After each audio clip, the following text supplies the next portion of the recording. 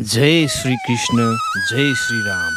आज हामी दैनिक पूजामा बोलिने यी प्रसिद्ध श्लोकहरू वाचन गर्न गइरहेका छौँ। विशेष गरी यसलाई हामी दैनिक स्मरण गरिरहौँ।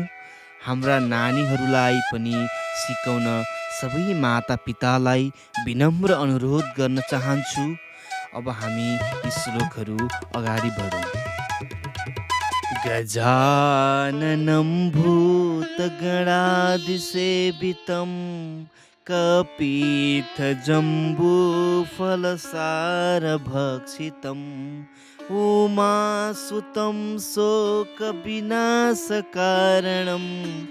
नमामि विघ्नेश्वरपादपङ्कजम् शान्तकारं भुजगशयनं पद्मनाभं सुरेशं विश्वाधारं गगनसदृशं मेघवर्णं शुभाङ्गं लक्ष्मीकान्तं कमलनयनं योगिभिर्ध्यानगम्यं वन्दे विष्णु भवभयहरं सर्वलोकैकनाथम् कर्पूरगौरं करुणावतारं संसारसारं भुजगेन्द्रहारं सदा वसन्तं हृदयारविन्दे भवं भवानी सहितं नमामि। सर्वमङ्गलमङ्गल्ये शिवे सर्वार्थसाधिके शरण्ये त्र्यम्बके गौरी नारायणि नमोस्तुते। जयन्ती मङ्गलाकाली भद्रकाली कपालिनी दुर्गा क्षमा शिवा धात्री स्वाहा स्वधा नमस्तुते। त्वमेव माता च पिता त्वमेव बन्धुश्च सखा त्वमेव विद्या द्रविणं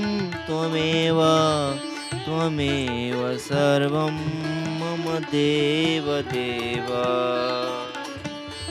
या देवी सर्वभूतेषु मातृरूपेण संस्थिता नमस्तस्यै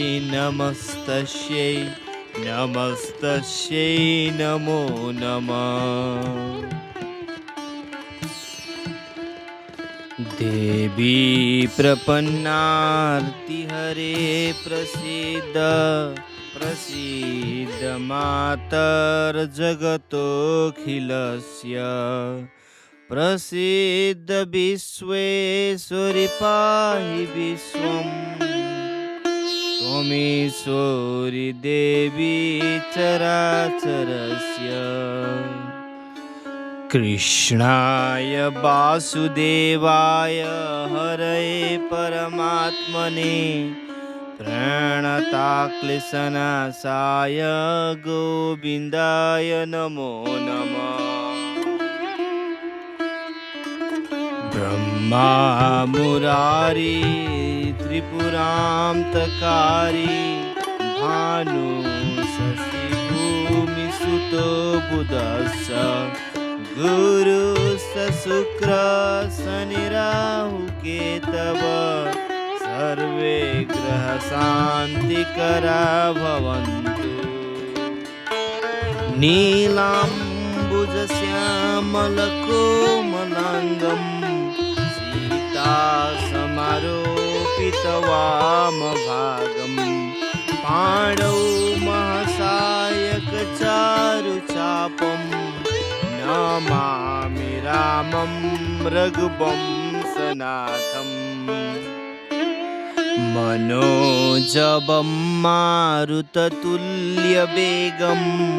जितेन्द्रियं बुद्धिमतां वरिष्ठ वातात्मजं वानरयूथमुख्यं मुख्यं श्रीरामदूतं शरणं प्रपद्ये।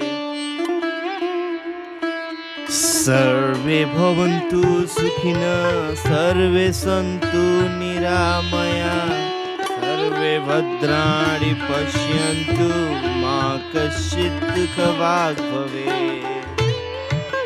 मङ्गलं भगवान् विष्णु, मङ्गलं गरुडध्वज, मङ्गलं पुण्डरीकाक्ष, मङ्गलाय तनो हरि। गुरुर्ब्रह्मा गुरुर्विष्णु गुरुर्देवो महेश्वर, गुरु साक्षात् परब्रह्म, तस्मै श्री गुरवे नमः। कस्तूरी तिलकं ललाटपटले, वक्षस्थले कौस्तुभं, नासाग्रे वरमौक्तिकं, करतले वेणुकरे कङ्कणम्, सर्वाङ्गे हरिचन्दनं सुललितं, कण्ठे च मुक्तावलिं, गोपस्त्री परिवेष्टितो विजयते गोपालचूडामणि। लोकाभिरामं रणरङ्गधीरं, राजीवनेत्रं रघुवंशनाथं, कारुण्यरूपं करुणाकरं तं, श्रीरामचन्द्रं शरणं प्रपद्ये। अर्को भिडियोमा फेरि भेटौँला। धन्यवाद। जय श्री कृष्ण।